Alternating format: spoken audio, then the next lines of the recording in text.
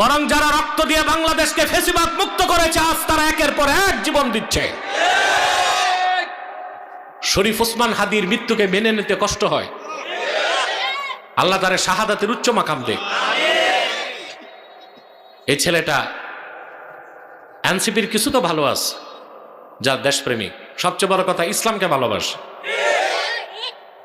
বাকি কিছু আছে সেকুলার, আর ওই সেকুলার বামগুলোই এনসিপিতে ঢুইকা মালপানি খাইছে।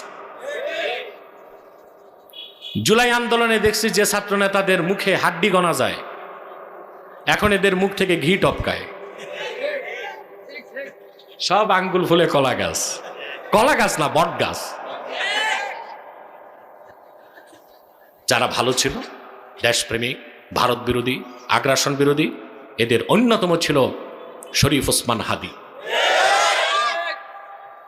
ইসলামের পক্ষে কথা বলতো, প্র্যাকটিসিং মুসলিম ছিল, 5 ওয়াক্ত নামাজ পড়তো, মাদ্রাসায় আলেম পর্যন্ত পড়াশোনা করে ভার্সিটিতে ঢুকছে।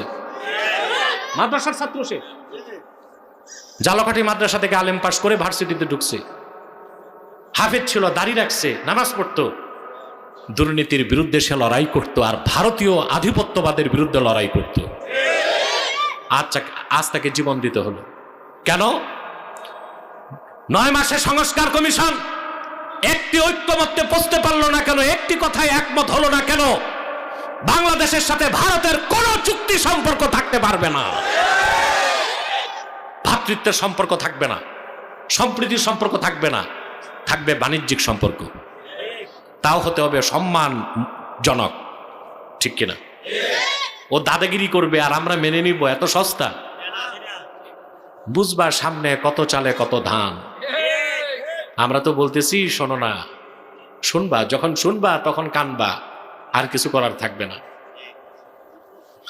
প্রিয় ভাইরা, আল্লাহ রাব্বুল আলামিন সূরা আলে ইমরানে বলেন, قل يا أهل الكتاب تعالوا إلى كلمة سواء بيننا وبينكم ألا نعبد إلا الله ولا نشرك به شيئا ولا يتخذ بعضنا بعضا أربابا من دون الله فإن تولوا فقولوا اشهدوا بأننا মুসলিমুন। আল্লাহ রাব্বুল আলামিন বলেন, হাবিব আমার মুহাম্মদ সাল্লাল্লাহু আলাইহি ওয়াসাল্লাম, আপনি ডেকে বলুন, হে আহলে কিতাব, তাআলাউ ইলা কালিমাতিন সাওয়াইম বাইনানা ওয়া বাইনাকুম, আসো একটি কথায় আমরা ঐকমত্য স্থাপন করি, যে কথাটা আমরাও মানি তোমরাও মানতে পারো। সেটা হচ্ছে আমরা আল্লাহ ছাড়া কারো ইবাদত করব না, আল্লাহর সঙ্গে কাউকে শরীক করব না, আর আমরা আল্লাহকে বাদ দিয়া মানুষ হয়ে মানুষকে রব বানাবো না। বিশ্বাস করি, আমল করি? জি না।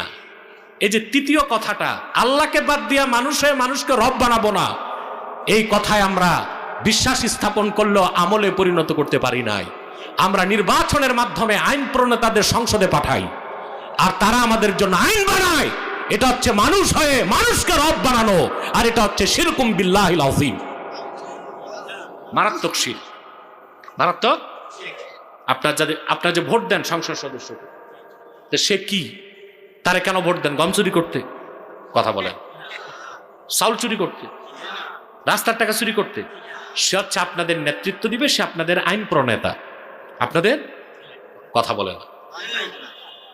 পাঠাইলেন সংসদে, সংসদে বিল আসলো, স্পিকার বিল উপস্থাপন করার পর বলবে এটার পক্ষে কে কে, তখন যারা পক্ষে তারা বলে হ্যাঁ, বিপক্ষে কয়েকজন থাকে বলে না, তখন স্পিকার বলে হায় জয়যুক্ত হয়েছে, হা জয়যুক্ত হয়েছে, হা জয়যুক্ত হয়েছে, আইন হয়ে গেল। অথচ আইনটা সরাসরি কোরআন সুন্নাহর সাথে সাংঘর্ষিক। এমন আইন হয় না? কথা বলে না। আল্লাহ যেটাকে হারাম করছেন, দুনিয়ার সমস্ত পার্লামেন্ট মেম্বার একসাথে হয়েও সেটারে হালাল করতে পারে না। আল্লাহ যেটারে হালাল করছেন, দুনিয়ার সমস্ত পার্লামেন্টের সদস্যরা বসে ওটারে হারাম করতে পারে না। এটা শিরক। এটা কি? এই শিরক হচ্ছে, কথা বলে। আল্লাহ হালাল করছে, আপনারা হারাম করেন। আল্লাহ হারাম করছে, আপনারা হালাল করেন। কথা বলেন। মদ কি আমাদের সংসদে বিগতকালে মদের লাইসেন্স দেওয়া হয় নাই?